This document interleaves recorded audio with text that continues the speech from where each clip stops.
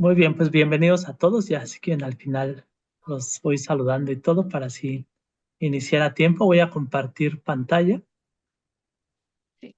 para que puedan seguir la presentación y ya así es más fácil, ¿vale? Ahí quedó, En el ¿verdad? nombre del Padre, del Hijo y del Espíritu Santo. Amén. Amén. Dios te salve María, llena eres de gracia, el Señor es contigo. Bendita eres entre todas las mujeres y bendito es el fruto de tu vientre Jesús. Santa María, Madre de Dios, ruega por nosotros pecadores, ahora y en la hora de nuestra muerte. Amén. En nombre del Padre, el Hijo y el Espíritu Santo. Amén. Terminaba la sesión de introducción, siguiendo el proceso de duelo y terminando con estas palabras de Gaby Pérez, que es tanatóloga mexicana. Dice que la mejor manera de honrar a quien se ha ido es seguir con su legado. Si se esforzó por hacernos felices, ¿por qué pagarle su muerte con nuestra infelicidad? Y terminé apenas la semana pasada de leer un libro que se llama Cuando a la gente buena le pasan cosas malas, y siguiendo este pensamiento de Gaby Pérez acerca de los que se han ido y de las experiencias de pérdida y de muerte, de por qué eh, pagarles su muerte con nuestra infelicidad si ellos se han esforzado por hacernos felices, especialmente pues aquellas personas que se nos han ido, que no están físicamente con nosotros en este mundo y que lloramos su muerte. Entonces, fíjense, parte de este libro que es un rabino, es un judío, que escribe cuando a la gente buena le pasan cosas malas, dice que cuando alguien muere, estamos llamados, bueno, una a interpretar, porque siempre interpretamos cuando hay alguna experiencia de pérdida, de muerte, pero también nosotros somos, se me hizo bello, nosotros somos testigos de la vida de esas personas. Nosotros damos fe de qué tanto impactó su vida en nosotros, qué tanto impactaron sus vidas en las nuestras. Ando dando vueltas a este asunto porque a veces uno se olvida un poquito, bueno, yo a veces me olvido un poquito de mi llamado, de mi vocación y cuál es la raíz y la razón que he tenido, la relación que voy teniendo con Dios, porque ciertamente parte de mi encuentro con Dios o de mi experiencia de fe ha pasado mucho a través de la muerte, ¿no? Yo podría decir que las experiencias más fuertes de Dios que he tenido ha sido a través de la muerte, ¿no? De la muerte de seres queridos y acompañando a personas en su proceso de muerte. Entonces, el lunes me tocó compartir con el grupo de mujeres de aquí de la parroquia sobre algo, un poco de mi experiencia vocacional, y les decía eso, que mi primer acercamiento a Dios o mi intención de acercarme a Dios fue después de ver morir a mi bisabuela, ¿no? Entonces me impactó y fue la primera vez que yo creo que experimenté fuerte la presencia de Dios, y después ya como sacerdote, de las experiencias más fuertes, más bellas y profundas que he tenido de Dios, pues ha sido acompañando a mis abuelos en su en su proceso de duelo, en su proceso de muerte, ¿no? Y entonces, pensé, me desahogo, no me desahogo, pues, pero me confieso aquí con ustedes. Yo, cuando me pidieron estudiar una especialidad, hablé con el superior general y yo le decía que yo quería estudiar una especialidad en tanatología. Y me dijo, no, ¿qué tanatología? Estudia algo de teología. Decía, la teología, pues, bueno, ya total que terminé estudiando misionología, haciendo la especialidad en misionología, que no me quejo porque me encantó. Pero bueno, yo sigo con la inquietud de la tanatología y de todas maneras trato de leer y profundizar, porque sí creo que el tema de la muerte es central en nuestra vida de fe, ¿no?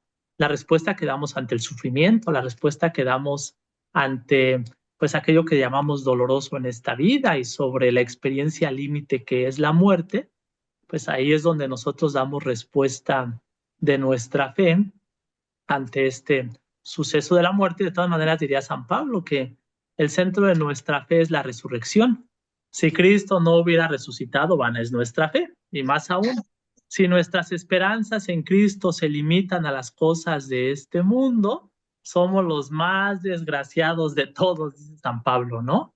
Pues si nuestra fe solo tiene que ver con las cosas de este mundo, pues somos los más desgraciados de todo. Entonces, me comparto este curso, comparto estas reflexiones porque también pues es algo que me apasiona y soy un convencido de que cuando uno enseña y comparte lo que va aprendiendo, pues al final es bello también, pero pues termino enriqueciéndome y también pues escuchando un poco las reflexiones que van surgiendo. Entonces, en todo este proceso de pensar sobre la relación con nuestros difuntos y lo bello que es el testimonio que con nuestra vida damos del paso que ellos eh, han tenido en nuestra vida, aquello que nos ha influenciado. Me encantó esto de este rabino. Dice que las fuerzas de la desesperanza y de la incredulidad también tienen sus propios mártires, gente cuya muerte debilita la fe en Dios y en el mundo de otras personas.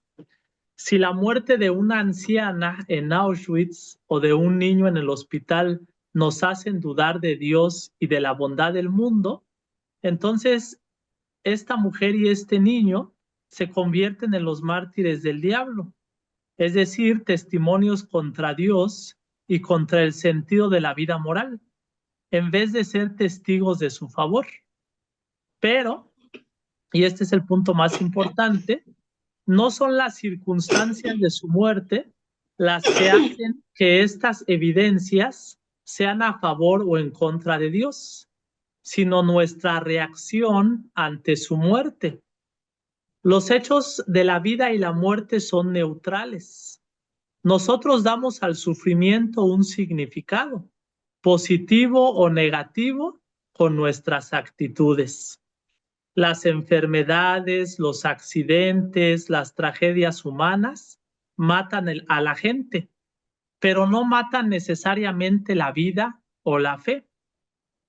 Si la muerte y el sufrimiento de alguien a quien amamos nos convierten en amargados, resentidos, contrarios a toda religión, incapaces de ser felices, entonces transformamos a la persona que murió en mártir del diablo. Fíjense, esto es bien duro, ¿no?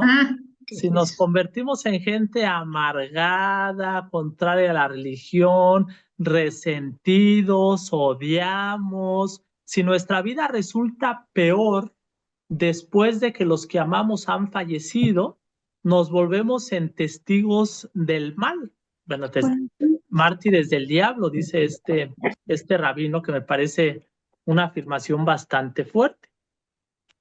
Dice, pero si el sufrimiento y la muerte de alguien querido nos lleva a explorar los límites de nuestra capacidad de fortaleza, amor y alegría, si nos lleva a descubrir fuentes de consuelo antes desconocidas, somos nosotros quienes convertimos a esa persona en un testimonio que afirma la vida y no su rechazo. Esto significa que aún hay algo que podemos hacer por aquellos que amamos y perdimos. No pudimos mantenerlos con vida. Quizá tampoco pudimos disminuir de forma significativa su dolor. Pero lo más importante que podemos hacer por ellos después de su muerte es dejarles dar testimonio de Dios y de la vida, en vez de convertirles en los mártires del demonio con nuestro dolor, desesperación y pérdida de fe. Y bien, este axioma, esta eh, afirmación que sigue, me parece bastante fuerte. Fíjense, los muertos dependen de nosotros para obtener su redención e inmortalidad. Sé qué afirmación pues tan fuerte, ¿no? Y tan profunda. Los muertos, nuestros difuntos, dependen de nosotros para obtener su redención e inmortalidad. Es decir, que el paso de su vida en la nuestra dejó una huella positiva y no negativa. La convivencia que hemos tenido con ellos, sus experiencias, lo que nos han enseñado, lo que hemos compartido, deja huella en nosotros y después de su muerte, nosotros con nuestras acciones damos testimonio de aquello que ellos han dejado en nuestra vida, ¿no? Es bellísimo. Yo siempre digo, la intercesión es muy profunda y es bella, no porque tengamos que convencer a Dios de que sea bueno, ¿no? Yo creo que a veces en la mentalidad de nuestras oraciones, y hoy lo decía un poco en la misa, con esto de que Jesús es más grande que Jonás y el signo que va a dar a esta generación perversa y malvada es el signo de Jonás, pues Jonás convirtió a todo mundo, ¿no? A todo el pueblo de Nínive lo convirtió con su predicación y todos se salvaron en Nínive, no hubo un solo condenado, ¿no? Entonces a veces pareciera ser que nuestra oración y nuestra intercesión, al menos así a veces lo identifico, es para convencer a Dios que sea bueno, ¿no? O sea, tenemos que hacer mucha penitencia, mucha oración, mucho ayuno, pedir a Dios que se apiade de esas almas para que las lleve al cielo. Pues es como andar, desde mi punto de vista, ¿no? Es como andar queriendo convencer a Dios de que sea bueno, ¿no? Yo a Dios no lo tengo que convencer de que sea bueno, ni de que salve a nadie, pues Dios nos ama a todos, Dios es nuestro Padre. Si hay algo más interesado que yo en mi salvación, pues es Dios, ¿no? Dios anhela mucho más de lo que yo anhelo que me salve. Dios anhela mucho más de lo que yo anhelo, pues que me vaya al cielo, ¿no? Entonces, me parece que ese no es el sentido de la intercesión, no es la belleza de las intercesiones, convencer a Dios que se apiade y que sea bueno, pues eso Dios ya lo es, ¿no? Pero me parece que la belleza es la relación interpersonal, la relación comunitaria, es decir, la recomendación, que las recomendaciones siempre son bellas, ¿no? O sea, no es lo que yo digo de mí mismo, porque eso es hasta chistoso, ¿no? Que yo llegue y diga, no, fíjense que yo soy muy bueno y yo sí soy buen sacerdote y yo soy muy comprensivo y soy amable con la gente y los trato bien y me ando promoviendo a mí mismo, pues hasta se ve feo, ¿no? Yo diría se ve ridículo. Es lo que los otros dicen acerca de mí, no es lo que yo digo acerca de mí. Porque no me imagino llegar con Dios y decirle, no, mira, Diosito, yo era buen sacerdote, yo era buen padre, pero pues ya ves cómo es la gente que no entiende y lo hacen enojar a uno. Y... No, pues es lo que los otros digan de mí. Fíjense, esa es la belleza de la intercesión. Por eso me convierto en testigo, en testimonio de lo que mis difuntos han dejado en mí.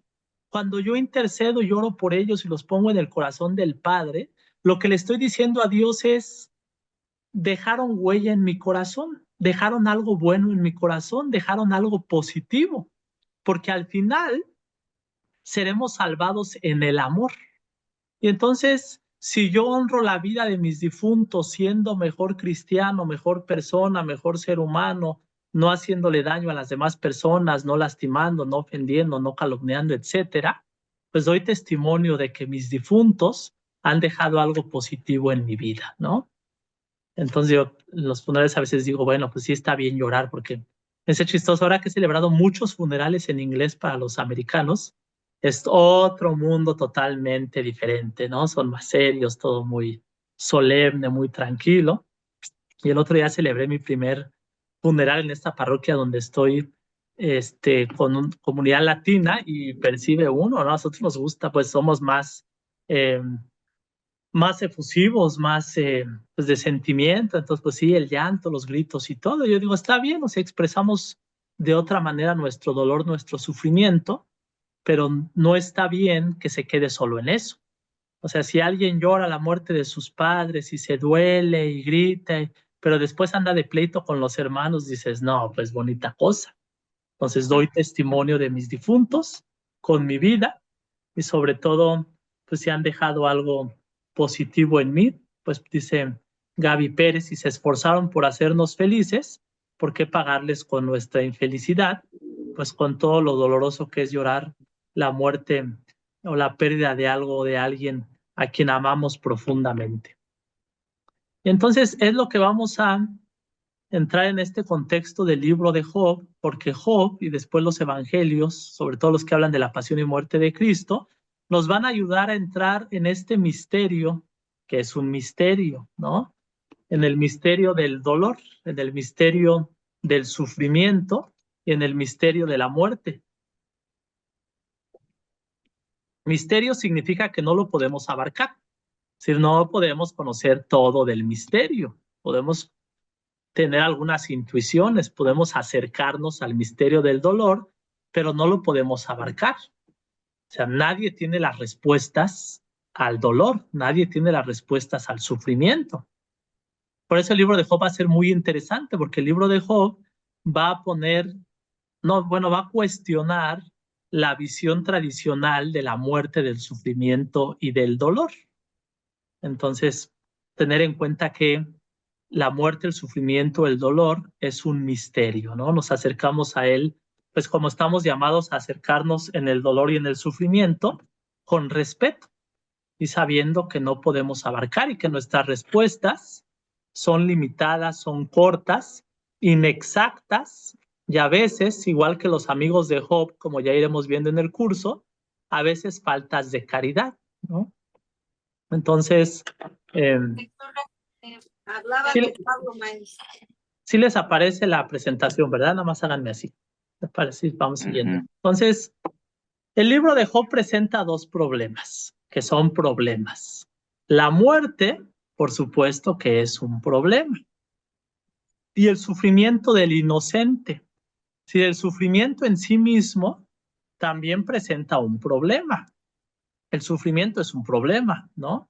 Independientemente si la gente es buena o no es buena, si se porta bien, si no se porta bien, el sufrimiento aparece como algo doloroso, como eh, algo cuestionante, sobre todo cuando hay experiencias de cariño y de amor, ¿no? O sea, una madre que ve sufrir a su hijo, pues no es si es bueno o si es malo, si se lo merece o no se lo merece.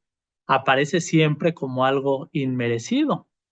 Y lo segundo, la justicia de Dios. Es decir, cuando hablamos de la justicia de Dios, ¿qué entendemos? Cuando hablamos de la justicia de Dios, ¿en qué pensamos? ¿Qué es lo que viene a la mente? Porque la justicia de Dios tiene que ser diferente a la justicia humana y la justicia de Dios tiene que ser perfecta. Porque si vemos nuestros sistemas eh, judiciales, no son perfectos. La justicia humana es sumamente imperfecta, ¿no? Vemos que hay dinámicas de violencia en cualquier parte del mundo. Leía la otra vez esta eh, bibliografía del Papa Francisco sobre la esperanza y me llamó la atención que uno de los análisis que hacía es que en el mundo actual tan civilizado y tan racional, pues resulta que en el mundo hay 55 guerras, pues que se están dando en este momento, ¿no? 55 etnias, pueblos, países que están en guerra.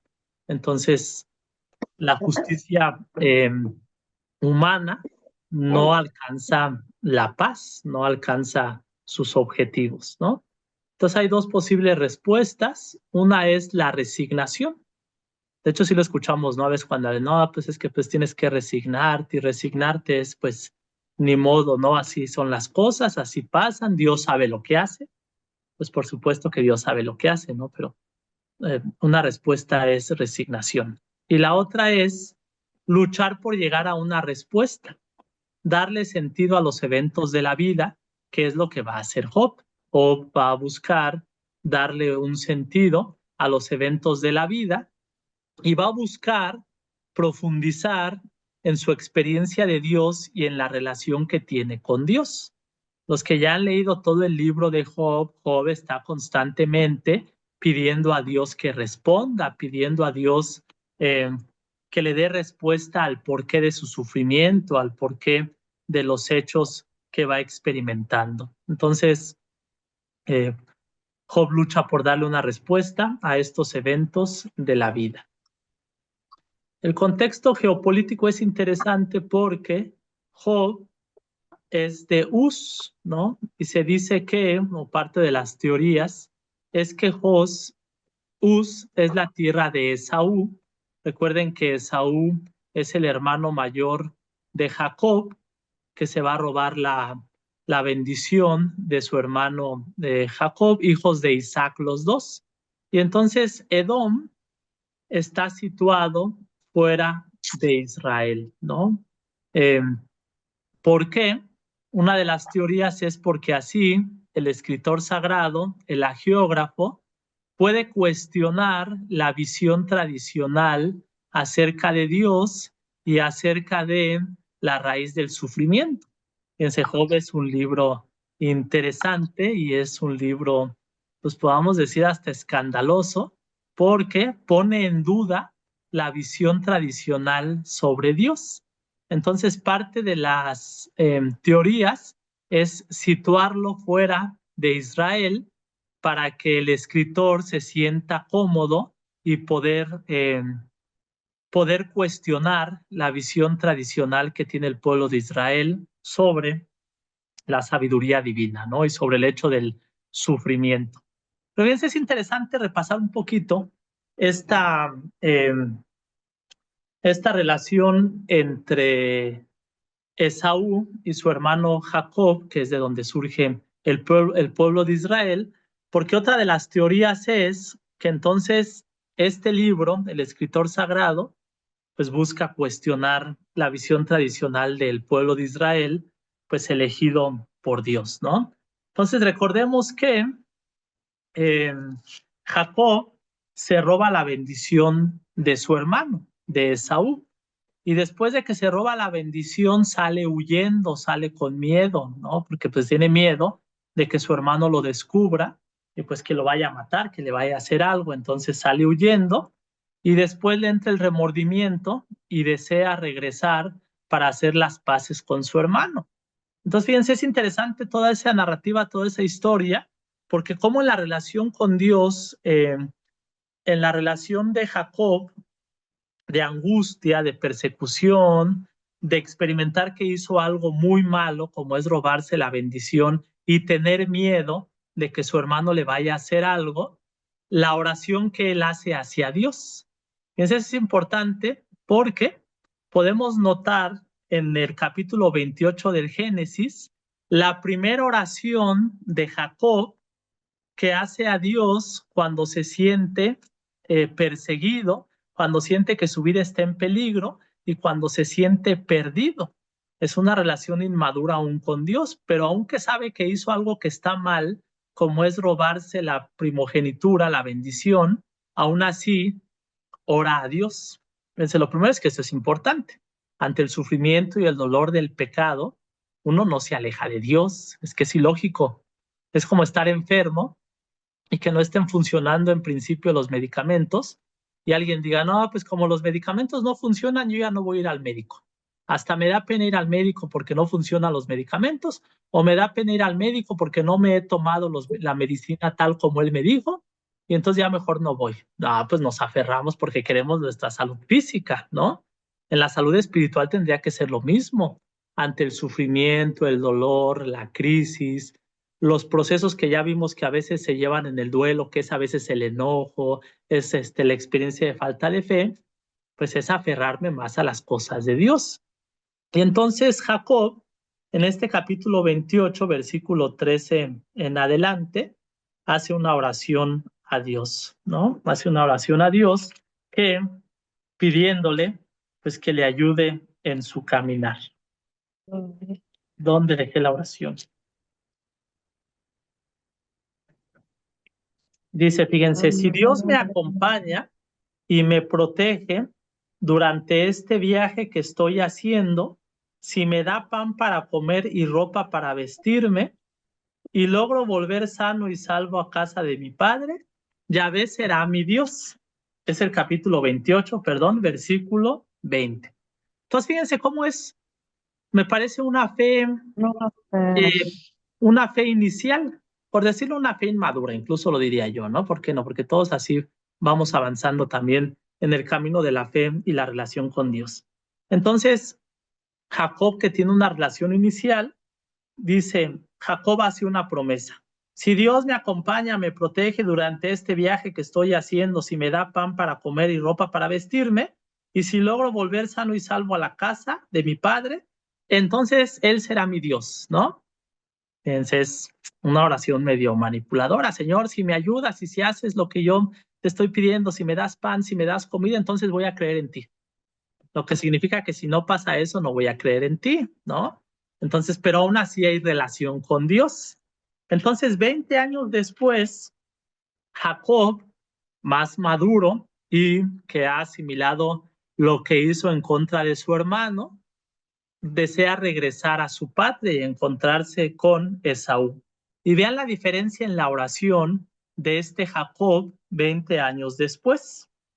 Entonces Jacob oró así: Yahvé, Dios de mi padre Abraham y Dios de mi padre Isaac, tú me dijiste, vuelve a tu patria, a la tierra de tus padres, que yo seré bueno contigo. Ya reconoce que Dios es bueno con él, ya no tiene que estarlo convenciendo de que le dé pan, de que le dé agua, de que sea bueno con él. Ya hay una afirmación, ya hay una experiencia de este Dios que es bueno. Yo no soy digno de todos los favores que me has hecho, ¿no? Ni de la gran bondad que has tenido conmigo. Fíjense cómo todo se juega en la experiencia de este Dios amoroso. 20 años después, Jacob experimenta que Dios es bondadoso, que Dios es bueno y que incluso él no merece todas las bendiciones que Dios le ha dado. Jacob reconoce que no necesita convencer a Dios de que sea bueno, porque él sabe que Dios es bueno y ha experimentado en carne propia que Dios es bueno. Fíjense, en esto se juega mucho nuestra fe, se juega mucho nuestra relación con Dios, que nos demos la oportunidad de experimentar que Él es bueno, que Él desea nuestra salvación, que Dios está más interesado en mi felicidad que yo mismo. Si a Dios le interesa más que a mí, incluso que me vaya bien, que sea libre, que sea feliz, que no odie, que no esté peleando, que no esté discutiendo, que no esté en rivalidad. Dios es el más interesado en que me vaya bien. Entonces Jacob lo ha reconocido y ha reconocido que no es digno de todo este amor. Dice, porque al partir, cuando atravesé el Jordán, no tenía más que mi bastón, pero ahora, al volver, tengo suficiente como para hacer 2 campamentos. Líbrame, Señor, de las manos de mi hermano, de las manos de Esaú, porque tú eres quien me dijo, te colmaré de bienes y tu descendencia será como la arena del mar. Y entonces Jacob, que lucha con Dios, tiene la fuerza para regresar a Dios, para regresar y reconciliarse con su pasado, ¿no? Eso es también parte del proceso del sufrimiento y parte del proceso del duelo, ser capaz de reconciliarme con Dios, reconciliarme con aquellos que ya se fueron también, si es el caso, y reconciliarme conmigo mismo, porque en los procesos de sufrimiento y de dolor, a veces la tentación es culparme de más. No, pues si hubiera estado más tiempo, hubiera sido más cariñoso, hubiera sido más cercano, hubiera. Y entonces en los hubiera, no soy capaz de reconocer el paso de Dios en esa relación. Entonces, importante el ejemplo de Jacob y Esaú. Todo sucede fuera de Israel. El libro, como ya dijimos, cuestiona la visión tradicional. Es un libro que se dice que más o menos fue escrito entre el siglo VI y tercero antes de Cristo. Entonces la cuestión es, ¿por qué se sufre si se es amigo de Dios, no? Eso es lo que vamos a ver en Job, pero ¿por qué se tiene que sufrir si se es amigo de Dios? Si parte de la visión tradicional, y creo que heredada también por nosotros los católicos, los cristianos, es, mira, acércate a Dios para que ya te vaya bien. Acércate a Dios y vas a ver que nada te va a pasar. Ponte el San Juditas Tadeo y vas a ver que todo mal se va a alejar de ti, todo peligro. Y no necesariamente, ¿no? A veces hacemos amuletos de lo que es más bien signo, de lo que son signos sacramentales, ¿no? Pero entonces cuando hay la experiencia de alguien que es amigo de Dios y sufre, entonces hay un cuestionamiento, ¿no? O sea, ¿qué pasa con los que son amigos de Dios y sufren? Y el destierro, el pueblo de Israel fuera de la tierra que Yahvé su Dios les dio, es la oportunidad de replantear la relación pues que se va teniendo con Dios. El prólogo y el epílogo exhortan a la fidelidad, a confiar en Dios, es el capítulo 1 y 2, y después del 38 en adelante, que son los más famosos, los que hemos conocido más, de que Job perdió todo y al final no pecó, no le reclamó nada a Dios, pero después del capítulo 3, digamos hasta el 37, pues Job va a pelear fuertemente con Dios. De hecho, lo va a desafiar a Dios para que se haga presente y para que manifieste el porqué de tanto sufrimiento, de tanto dolor en la vida de Job. Entonces el pueblo de Israel, en el contexto del libro de Job, pues ha experimentado el exilio. O sea, eso es dramático para el pueblo de Israel. Bueno, para todos, ¿no? De hecho, también es un proceso de duelo dejar tu país, ir a un país diferente, una lengua diferente, una cultura distinta. Es decir, es un proceso de duelo, por supuesto que sí, ¿no? Pero sobre todo para el pueblo de Israel, porque imagínense que el pueblo de Israel en su mentalidad, bueno, y así es, Dios les regaló una tierra. O sea, la alianza entre Dios y su pueblo los lleva a la tierra prometida y les regala una tierra. Entonces, es la tierra que Dios le regaló a su pueblo.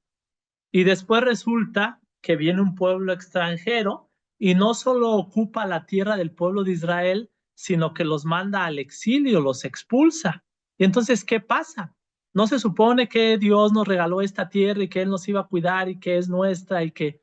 Entonces, a replantearse toda la relación con Dios y a replantearse la experiencia del exilio, pero miren, sobre todo a identificar la presencia de Dios en el exilio, la presencia de Dios cuando las cosas no van bien, la presencia de Dios cuando se experimenta dolor, sufrimiento, tristeza, etcétera, ¿no? Pero por supuesto, Dios consuela, por eso escriben estos libros, por eso el pueblo de Israel sigue teniendo fe y sigue caminando, porque experimentan que Dios consuela.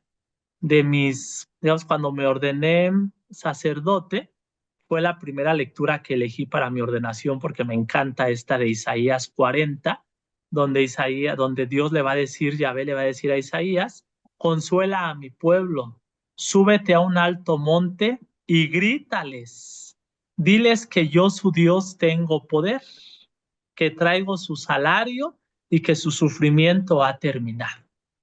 Entonces, esa es la labor de nosotros los cristianos, ¿no? Ser agentes de esperanza, llevar esperanza a aquellos que pues han sufrido, a aquellos que sienten que han perdido la esperanza de la presencia del Dios que acompaña. Entonces, algo es verdad, ¿no? Dios acompaña, siempre. Y tan cuestionante es, como ya veremos más adelante, esto del sufrimiento, que no hay respuesta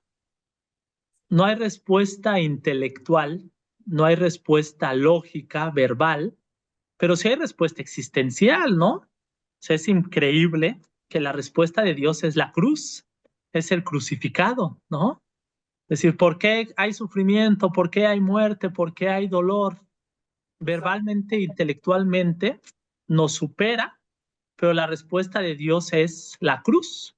Yo estoy con ustedes, yo los acompaño, yo los entiendo, yo sufro, yo me desangro, yo me desespero, estoy con ustedes, los acompaño, porque eso es redentor. Saber que no estoy solo en el sufrimiento, en el dolor, en la angustia, eso es totalmente redentor. Claro, por eso Jesús es nuestro redentor, porque Él entiende mejor que nadie los procesos de sufrimiento y los procesos de muerte. Es decir, la Virgen María, ¿no? Es que es impresionante la mujer. A mí, pues, puesto soy católico, soy cristiano, pero la Virgen María me parece increíble la figura de esa mujer, ¿no? Me parece increíble la figura de María de pie ante la cruz, ¿no? Si es que la mujer de fe, obviamente, pues sí. Sí, porque es una mujer sufriente, es una mujer que una espada le está atravesando el corazón, pero es una mujer de pie.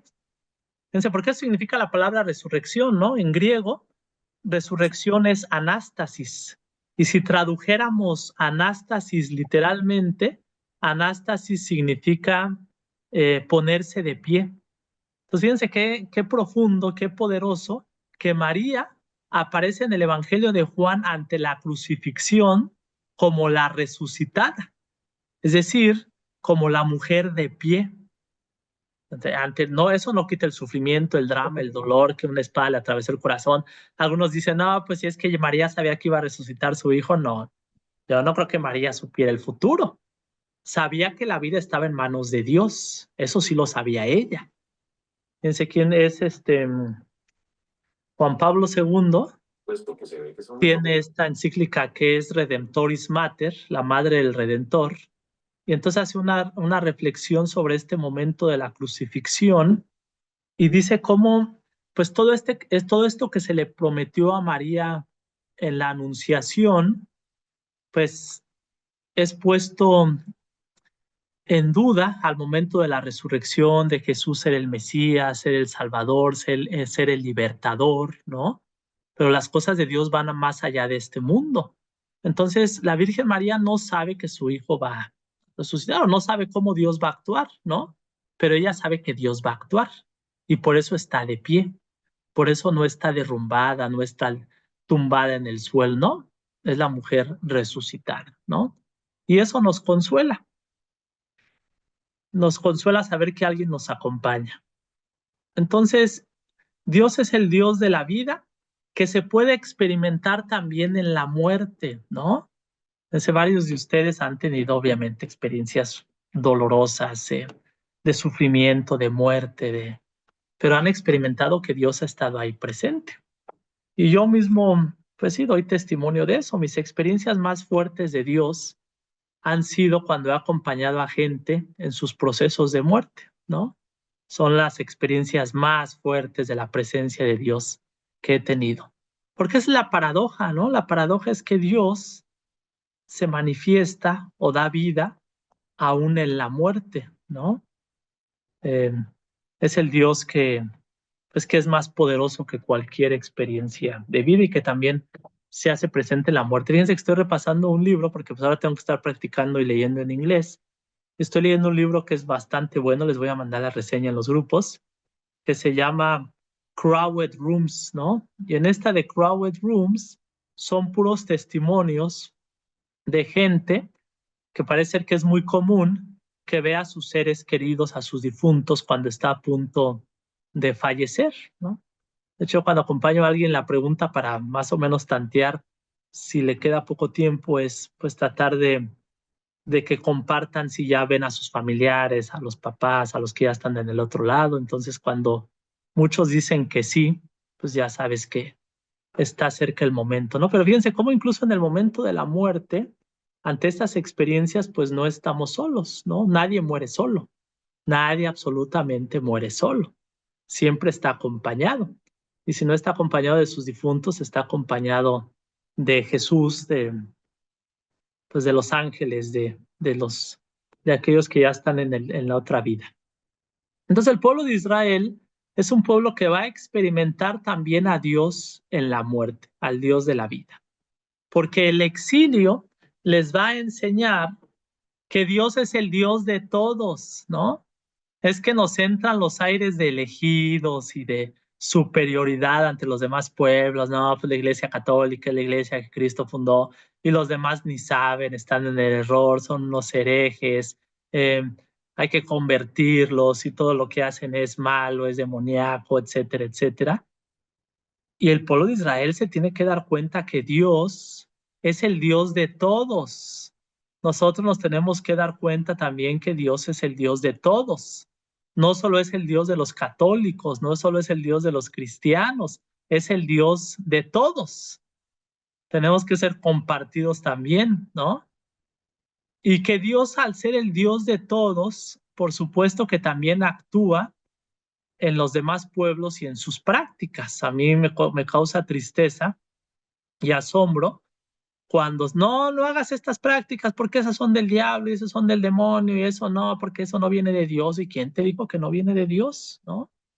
Diría Tomás de Aquino, todo aquel que dice la verdad, pues no importa de dónde venga, siempre es inspiración del Espíritu Santo. Si alguien busca en su corazón a Dios y no lo encuentra en la religión o en la iglesia católica porque es de otra cultura, nació en algún otro lugar y lo encuentra en alguna práctica, pues por supuesto que Dios se manifiesta. Entonces el pueblo de Israel tendrá que ser humilde y reconocer que sí es el pueblo elegido, pero que no son dueños de Dios. Dios actúa con quien quiere, donde quiere y cuando quiere. Entonces, claro, pues también una dosis de humildad, ¿no? Se sentía el pueblo elegido y nadie los tocaba. Dios no iba a permitir que nadie eh, habitara esa tierra que emana leche y miel. Y como diría la Virgen María, Dios derriba del trono a los poderosos, ¿no? Y despide a los soberbios con manos vacías, a los que creen que son algo. Entonces tiene que reconocer el pueblo de Israel y el hombre tiene que reconocer sus límites. ¿Cuáles son los límites del ser humano? Pues no somos inmortales, eso ya lo sabemos, nos vamos a morir, todos nos vamos a morir, ¿no? Ni siquiera es una noticia que nos sorprenda, pues eso ya lo sabemos, ¿no? Como diría Facundo Cabral, el problema no es que nos vayamos a morir, el problema es que no sabemos vivir. Diría, cosa extraña es el hombre, nacer no pide, vivir no sabe, morir no quiere. Cosa extraña es el hombre. Y luego miren, somos religiosos, somos católicos, cristianos, y andamos bien traumaditos porque todo es pecado. Dios se enoja de todo. A Dios nada le parece, ¿no? Como si Dios no quisiera nuestra felicidad, como si Dios no quisiera lo mejor para nosotros. Y entonces no somos inmortales, pero hemos recibido el regalo de la vida. Es un regalo la vida. Y si decimos que por qué pagar con nuestra, como dijimos, ¿por qué pagar con nuestra, eh, por qué pagarles a nuestros difuntos con nuestra infelicidad ante su muerte? Yo diría, ¿por qué pagarle a Dios el gran regalazo que nos dio, que es la vida, con nuestra infelicidad, ¿no? Y estando traumados, y estando deprimidos, y estando ansiosos, y estando temerosos, y pensando que a Dios nada le gusta, que a Dios todo le molesta, que todo es pecado. Es decir, a veces pareciera ser que predicamos más la condenación que la salvación. Eso es algo bien triste. O sea que hasta por lo mínimo nos vamos a condenar, ¿no? Con las familias que a veces están bien preocupadas porque no alcanzó a llegar el sacerdote, ¿no? O sea, la señora era pues más o menos religiosa, iba a misa, rezaba el rosario, entonces pidió que fuera un sacerdote a ungirla, no alcanzó a llegar el sacerdote y no, pues grande drama, ¿no? Porque pues yo no me imagino que llegue al otro lado y llegue con Diosito y Diosito le diga, ay, ¿qué crees que sí te ibas a venir al cielo? Pero pues como no alcanzó a llegar el padrecito, pues te va a tocar sufrirle un buen rato. Ese no puede ser Dios, ¿no? Es que caricaturizamos la imagen de Dios, ¿no? Reconocemos nuestros límites, no somos inmortales, somos mortales, pero la vida nos ha sido dada como un regalo. Y digo, no es minimizar la fe ni que le tenemos que esforzarnos y tenemos que vivir bien, pero las personas felices nos hacen bien a todos. Una persona que se llena del amor de Dios, una persona que acepta la salvación, que vive en la alegría de los hijos de Dios, pues nos hace bien a todos, ¿no? Nos alegra la vida a todos. El domingo me emocioné porque a mí nunca me había tocado esto de las confirmaciones, porque la mayor parte de mi ministerio ha sido en centros juveniles universitarios, entonces pues no había muchas confirmaciones y todo el proceso lo hacen los obispos. Entonces aquí ante la falta de, bueno, ante lo grande que es la arquidiócesis, los obispos delegan a algunos sacerdotes, ¿no? Y entonces, pues aquí donde yo estoy me tocó a mí con los del Ministerio Hispano, porque pues peor es nada, ¿no? No hay otro que hable español, entonces me tocó a mí, pero me emocionó. O sea, el rito es bellísimo, porque eh, en esta bienvenida y recepción de los que van a ser bautizados de los catecúmenos, se les dice, tengan en cuenta y alégrense porque ustedes son los elegidos de Dios. Está muy emocionante todas esas fórmulas y todas esas oraciones, ¿no? Son los elegidos de Dios y Dios se alegra con ustedes.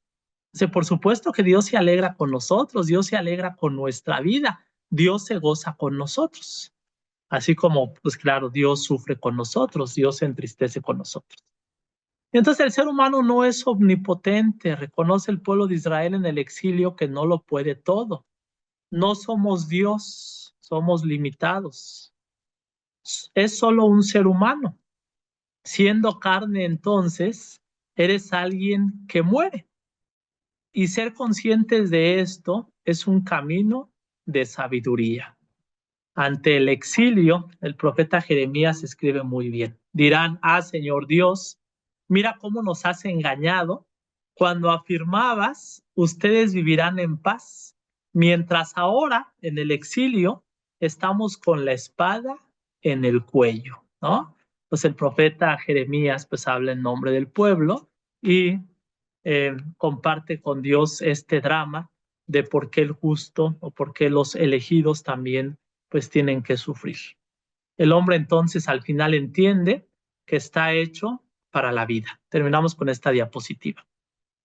Entonces, la temática del libro de Job, que iniciaremos ya el primer capítulo la próxima semana, habla del sufrimiento del hombre justo. Job sabemos que es un hombre justo. El sufrimiento aparece como algo injustificado. La muerte es desproporcionada a la culpa. El sufrimiento y la muerte siempre se muestran como algo escandaloso. Algunos pasajes del Antiguo Testamento, en algunos pasajes del Antiguo Testamento, el hombre es presentado como sujeto principal del miedo, claro, como aquel que experimenta temor, que experimenta miedo. Porque el miedo implica la conciencia de algo, la conciencia de la enfermedad, la incertidumbre, la muerte, la limitación, etcétera, ¿vale? Pues vamos a dejarlo hasta ahí, son 50 minutos. Si hay preguntas, comentarios, enriquecimiento, pueden poner en el chat, que ya ni siquiera sé cómo se pone el chat. Ahí está el chat. Reclamos también, decir no estoy de acuerdo porque sí, pues Dios quiere que suframos y Dios quiere que también Claro, se va. claro que estamos de acuerdo y fue una conversación o todo un mensaje muy emotivo, muy hermoso. Hoy tuve un día difícil, fui al neurólogo, pero la verdad siento que las palabras me estimularon mucho para saber que no estoy sola, que no voy a morir sola y que mi esposo disfrutó muchísimo contigo en el encuentro de hombres y hemos reconfortado nuestro espíritu y eso es algo muy hermoso. Y gracias por estas bonitas palabras que nos hacen sentir que no, que con nuestra alegría no ofendemos, al contrario, y con nuestro dolor estamos acompañados. Gracias. Muchas gracias, sí, con nuestra alegría honramos la vida que Dios nos ha dado y con nuestros sufrimientos, pues es una oportunidad de dar testimonio, ¿no? No que Dios nos la mande para que demos testimonio, pero es la oportunidad de dar testimonio. Rosario Pérez. Eh, Sabes que se me dificulta porque luego no sé cómo meter, eh, no sé cómo poner la clave, pero si alguien puede copiar el link de invitación y mandárselo a Rosario Pérez, se los voy a agradecer bastante. También en el chat que tengo del sentido del sufrimiento, ahí les voy mandando libros también que les ayuda a profundizar pues, en este tema del sufrimiento y del dolor, ¿vale? Bueno, Padre, a mí le agradezco que nos recuerde que venimos a este mundo para ser felices, ¿no? Porque a veces, o no sé si la tradición nos enseña que debemos sufrir y sufrir es algo bueno, no ser felices. Entonces, esta forma que nos da de ver que Dios nos ama y que nos quiere felices a pesar de los problemas, no significa que no vayamos a tener problemas, como que a mí me alienta mucho, ¿no? Saber que tengo un Dios que es amor, no un Dios castigador. Así es. Gracias. Me gusta también porque sí, también tiene sentido lo que nos dicen o decimos, y nos dicen como si no fuera yo cura, ¿verdad? Lo que decimos en la religión de que el camino del sufrimiento es redentor. Y creo que sí, o sea, no es que esté banalizando la vida diciendo, no, pues a esta vida venimos a ser felices y alegres y no. O sea, por supuesto que sí, a Dios lo honramos en la alegría de vivir nuestra fe, pero sí veo el sufrimiento no buscado, sino cuando aparece, como algo redentor, porque por ejemplo, pienso en esto que dice Gabriel Marcel, que es es un filósofo francés católico, existencialista principios del siglo XX. Entonces dice que lo contrario al amor no es el odio, sino la apatía. Y entonces la palabra apatía, que tiene raíz griega, significa la A, que es un prefijo, es sin. Entonces A es sin y patos es sufrimiento. Entonces lo contrario al amor es una persona apática, es decir, una persona que no está dispuesta al sufrimiento. Claro, nuestros padres, bueno, la madre, cuando decide dar a luz al hijo, es una actitud totalmente de sufrimiento de amor. Dicen que no hay de los dolores más grandes en esta vida es el parto, ¿no? Pues nuestras madres sufrieron para darnos a luz. El sufrimiento fue redentor, dio vida, ¿no? Pues algunos seres queridos que ante la enfermedad muestran arrojo y fortaleza y fe y dices, eso nos da vida, ¿no? O sea, nos enseñan cómo enfrentar el sufrimiento, cómo enfrentar la dificultad, la adversidad. Entonces, ciertamente que sí creo que el sufrimiento, pero no buscado, eh, pues es una oportunidad también redentora, ¿no? Lo que va a decir Jesús, ustedes no me quitan la vida, yo la estoy dando, ¿no? Soy alguien que soy capaz de dar mi vida, aunque dar la vida implica sufrimiento, pues de todas maneras me arriesgo a dar la vida. Porque es que en el amor somos frágiles, ¿no? O sea, cuando amas a alguien te expones, porque claro, le das poder a la otra persona sobre tu vida. La otra persona te puede lastimar, te puede ofender, le das poder, o sea, siempre que haces una opción por la amistad, por el amor, le das poder al otro sobre tu vida. O sea, lo que la otra persona haga, a la que quieres, no te es indiferente, te afecta. Y eso es sufrimiento, ¿no? No hay redención sin sufrimiento, eso sí. Pero sí, gracias, Rocío, por el aporte. Porque si de repente yo soy muy idealista y puedo decir, todo es este color de rosa y sí, la felicidad, no, también la entrega es importante, ¿no? Muy importante. Tenemos 7 minutos, porque a mí me gusta ser puntual. Empezamos a las 7 y terminamos a las 8. Sí, es un grupo de WhatsApp. De hecho, les voy a anotar mi número de teléfono, pero no sé cómo lo anoten desde México. Si es 0051, no sé. Y ahí yo les mando el enlace del grupo donde subo la información y subo material y todo. Pues si no hay más preguntas, a ver, les leo los chats. Los elegidos también sufren, pues sí. La respuesta de Jesús fue la cruz, sí, por supuesto. Hay veces que pensamos por esta cultura de la inmediatez, los elegidos es tratamiento VIP, pues sí. Aunque la dinámica de Jesús es todo lo contrario, ¿no? Se supone que los elegidos, o sea, si te sientes muy elegido por Dios, pues tendrías que ser el que más sirve, el que más está al pendiente de los demás, el que pues busca los últimos lugares, el que lava los pies, ¿no? Pues en el reino de Dios, en la dinámica que Jesús propone, es el mundo al revés. Los elegidos son los ministros. El ministro es el mínimo, el que está por debajo de los demás. ¿Sí, María Alejandra? Nada más que está silenciado tu micrófono. Ya le solicité que lo...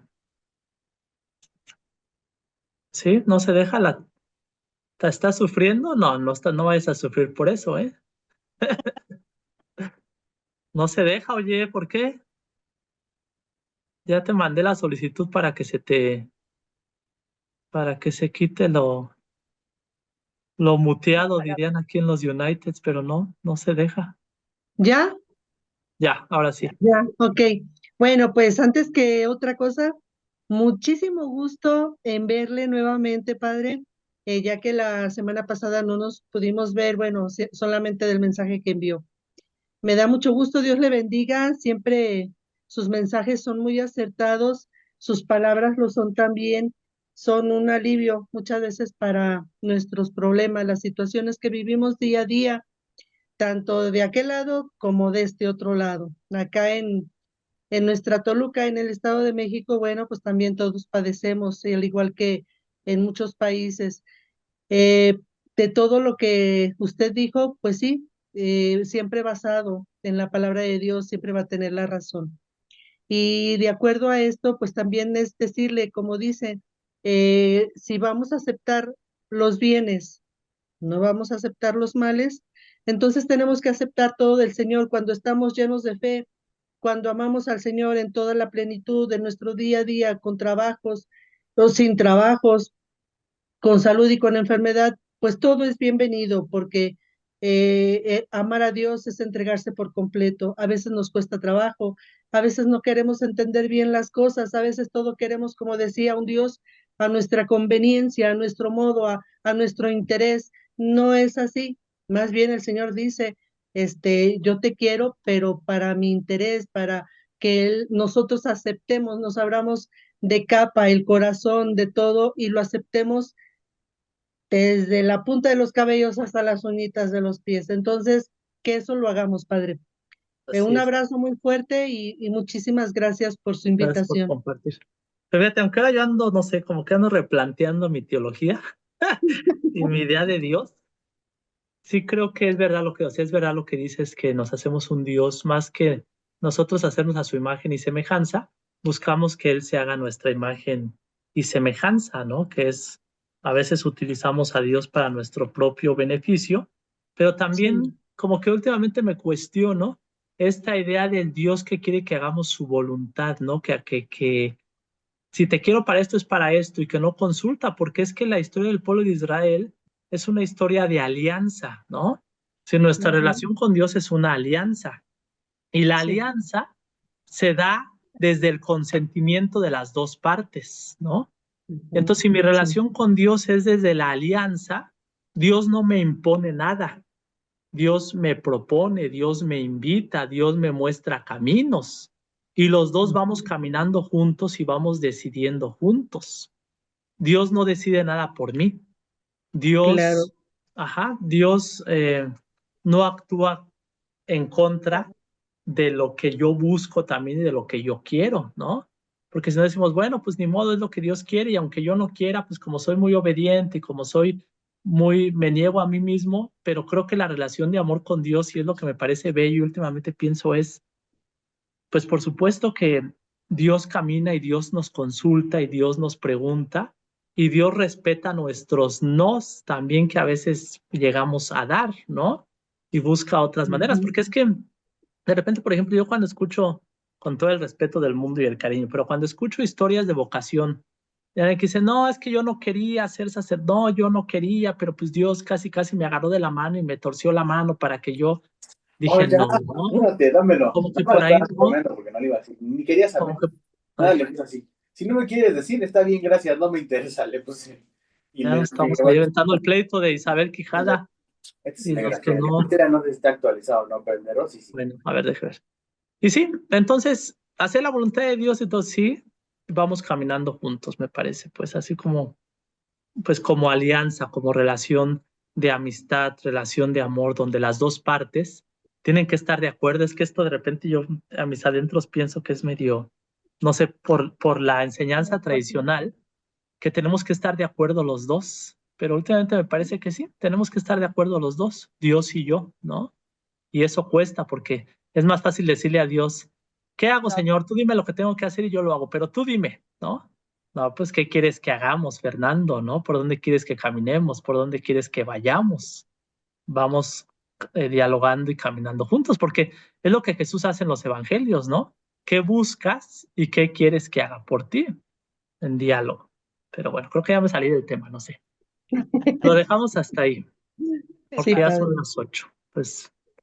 Eh, pues pongamos todo esto que hemos meditado, que hemos reflexionado bajo la guía del Espíritu Santo, que Él nos enseñe los caminos para poder caminar con el Dios de la vida, que también aquellos que sufren, aquellos pues que se duelen por la muerte de un ser querido, sobre todo los más recientes, pues que Dios también se haga presente en su dolor, en su sufrimiento, porque también los sufrimientos nos hablan de nuestros amores, nuestros sufrimientos nos hablan de aquello a lo que le hemos dado el corazón. Entonces, que las personas que están sufriendo, pues también ese sufrimiento les hable del amor que construyeron con sus seres queridos. Que así sea, en nombre del Padre, el Hijo y el Espíritu Santo.